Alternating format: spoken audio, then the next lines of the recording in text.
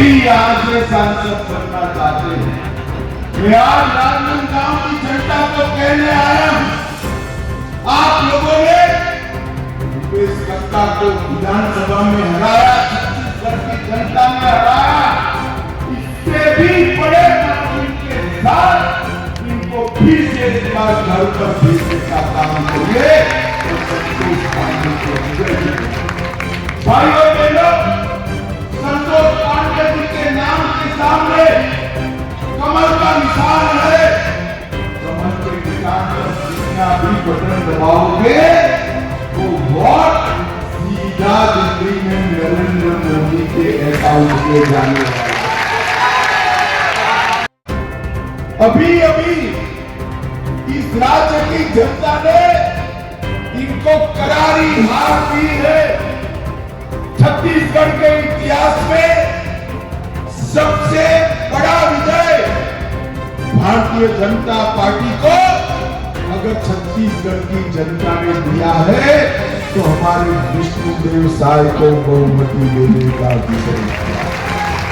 और ये भूपेश कक्का आज से सांसद बनना चाहते हैं। मैं आज राजनांदगांव की जनता को कहने आया हूं, आप लोगों ने भूपेश कक्का को विधानसभा में हराया, छत्तीसगढ़ की जनता ने हराया। इससे भी बड़े मार्जिन के साथ इनको फिर से एक बार घर पर भेजने का काम करेंगे। भाइयों बहनों, संतोष पांडे जी के नाम के सामने कमल का निशान है। कमल के निशान पर जितना भी बटन दबाओगे वो वोट सीधा दिल्ली में नरेंद्र मोदी के अकाउंट में जाने वाला प्रधानमंत्री बनाने वाला। भाइयों बहनों, मोदी जी को 2 बार प्रधानमंत्री बनाया। 2 बार में उन्होंने छत्तीसगढ़ को बहुत आगे बढ़ाने का काम किया है। तीसरी बार बना दो, मैं आपको बताता हूं कि छत्तीसगढ़ को हम नक्सलवाद से मुक्त राज्य बनाने का काम करेंगे। भाइयों बहनों, आज जब मैं यहां आया हूं तब मैं हमारे मुख्यमंत्री नक्सलवाद के खिलाफ हमारा आंदोलन बहुत मंद हो गया। हमारे मुख्यमंत्री की जोड़ी ने इतने कम दिन में 50 से ज्यादा नक्सलवादियों को ढेर करने का काम, 150 से ज्यादा लोगों को अरेस्ट करने का काम किया है और 250 से ज्यादा लोग सरेंडर कर। 3 साल में नक्सलवाद को हम समाप्त करेंगे, छत्तीसगढ़ से समाप्त। भाइयों बहनों, नरेंद्र मोदी जी ने किसान कल्याण के लिए ढेर सारे काम किए। कांग्रेस पार्टी और राहुल बाबा किसानों के लिए चिल्लाते हैं। मैं उनको याद कराने आया हूं, राहुल बाबा आपका जब शासन था तब 2013-14 में किसानों के कल्याण का बजट सिर्फ 22,000 करोड़ था। कितना था भाई? जोर से बोलो, कितना? मोदी जी ने 22,000 करोड़ से बढ़ाकर 1,25,00,000 जो कांग्रेस पार्टी ने महत्तम सीमा पर 475 लाख मेट्रिक टन की थी, हमने उसको बढ़ाकर 475 से बढ़ाकर 830 लाख मेट्रिक टन तक धान की खरीदी करने का काम किया। और भाई और बहनों, मैं देगा हमने निर्णय किया और लगभग 24 लाख किसानों को इसका फायदा। भारतीय जनता पार्टी की सरकार, चाहे अटल जी की हो चाहे नरेंद्र मोदी जी की, उन्होंने हमेशा आदिवासी भाइयों के कल्याण को सबसे ऊपर रखा। 28 साल तक कांग्रेस ने शासन किया, जनजाति कल्याण मंत्रालय नहीं था। अटल जी ने आदिवासी कल्याण मंत्रालय बनाया और नरेंद्र मोदी जी ने जल, जंगल और जमीन की रक्षा के साथ साथ सुरक्षा, सम्मान और समावेशी विकास देने का काम भी नरेंद्र मोदी जी ने किया। भाइयों, हर माता को हर महीना इसके बैंक अकाउंट में रुपया देंगे।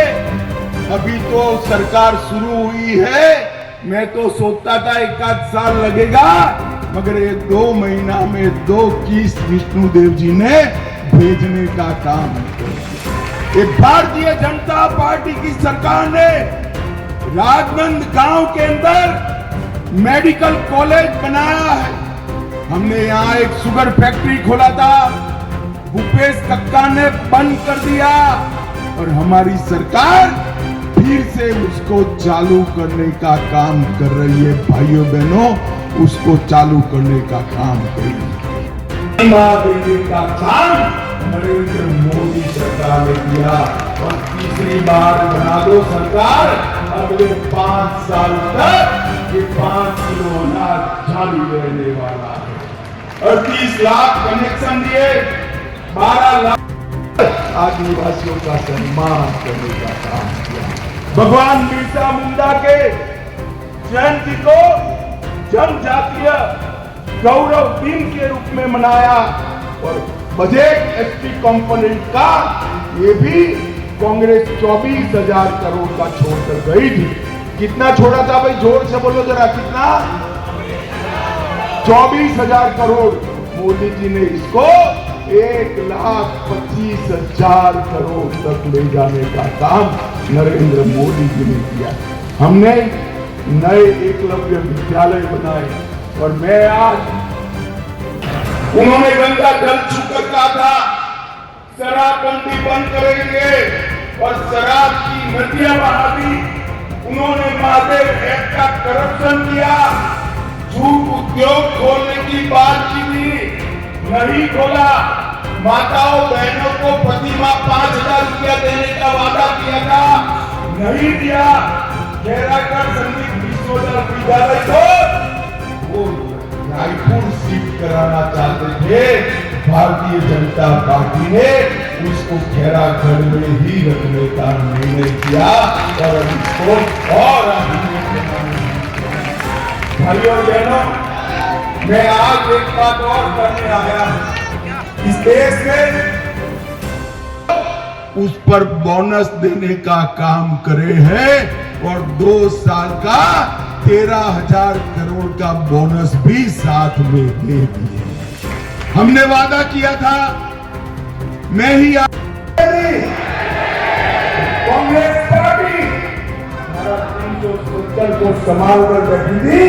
नरेंद्र मोदी जी ने 5 अगस्त 2019 को 370 को समाप्त कर कश्मीर को हमेशा भारत का अंग। भाइयों बहनों, मैं राम के नैनीहाल में आया। मुझे बताओ, अयोध्या में राम मंदिर बनना चाहिए था या नहीं बनना चाहिए था? जोर से बोलो, बनना चाहिए था या नहीं बनना चाहिए था? कांग्रेस पार्टी 70 साल से राम मंदिर के मुद्दे को भटका रही थी, लटका रही थी, अटका रही थी। मोदी जी ने आपने दूसरी बार प्रधानमंत्री बनाया, मोदी जी ने भूमि पूजन भी किया, केस भी जीता और 22 जनवरी को प्राण प्रतिष्ठा कर रामलला को अपने और 17 तारीख को भगवान राम का बर्थडे है, रामनवमी है। 500 साल के बाद पहली बार रामलला अपने मंदिर में बर्थडे मनाएंगे। भाइयों और बहनों, कांग्रेस पार्टी ने विधानसभा और लोकसभा के चुनाव एक साथ कराए जाएंगे, वन नेशन वन इलेक्शन जमीन पर लाएंगे। सारे बुजुर्ग जो है वो सारे कितनी भी इनकम हो 5 लाख तक का उनका पूरा इलाज फ्री ऑफ कॉस्ट कर दिया जाएगा। 3 करोड़ घर और बनाएंगे। गरीबों के घर पर सोलर पैनल लगाए जाएंगे और 3 करोड़ घरों में झुग्गी झोपड़ी में रहने वालों को प्रायोरिटी देंगे और गैस का सिलेंडर दिया है। आगे चलकर हम 3 करोड़ लखपति दीदी मेनली आदिवासी और पिछड़ा समाज का बनाने का काम नरेंद्र मोदी जी करेंगे। भाई और बहनों, मोदी जी ने देश को समृद्ध आए उरी और पुलवामा में किया 10 दिन में सर्जिकल स्ट्राइक और एयर स्ट्राइक कर पाकिस्तान के घर में घुसकर आतंकवादियों का सफाया करने का काम नरेंद्र मोदी ने। भाई और बहनों, इस देश के युवाओं को, किसानों को, महिलाओं को, इस देश के गरीबों को अगर आगे ले जाने का कोई काम कर सकता है तो वो नेता का नाम है नरेंद्र मोदी और वो पार्टी का नाम है भारतीय जनता पार्टी। आने वाले दिनों में 26 तारीख को सुबह 7 बजे ही लाइन लगाकर कमल के निशान पर बटन दबाइए। संतोष पांडे को दूसरी बार सांसद बनाइए और नरेंद्र मोदी को तीसरी बार प्रधानमंत्री बनाइए। मुझे बताइए, मोदी जी को तीसरी बार प्रधानमंत्री बनाएंगे क्या? जोर से बोलिए, अंकिता, हाथ ऊपर उठाकर बनाएंगे क्या? संतोष पांडे को जिताएंगे? कमल के निशान पर बटन दबाएंगे? 400 पार कराएंगे? फिर एक बार मोदी सरकार बनाएंगे? तो मेरे साथ दोनों हाथ उठाइए, उठाइए दोनों हाथ और मेरे साथ बोलिए, जय श्री राम।